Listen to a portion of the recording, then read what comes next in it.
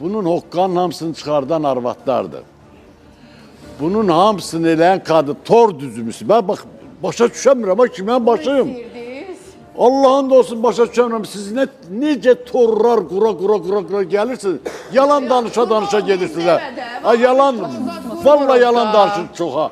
Bunların çoxu yalan danışır. Heç kişilər yalan danışmır, eləmi? Ay, kişi mi var Allah'a? Qadını saxlayan kişi olar, qadını saxlayan, qadın eləyən, xanım Dedin mi? eləyən. Hər şalvar giyinənə mən kişi demirəm. Elə bilsən, sən də şalvar giyinirsən. Kişi olmalı. Mən də bunu istəyirdim deyəsiz də. Mən də bunu istəyirdim deyəsiz ki, hər əyninə şalvar geyinən də kişi deyil. Kişi deyil də, arvada hamısı qorxusundan arvadın da sirrini vermir, arvad da tor qorur, tor düzəldir hər şeyə. Belə şey ola bilməz. Hər ailənin bir dəyəri var. Üzr istəyirəm, ona dəyər deyək də. Hər ailənin bir əxlaqı var. Bəli. Əxlaqın nəticəsi, bax görürsünüz, gətirib ölümlərə çıxardır. Tamam doğru.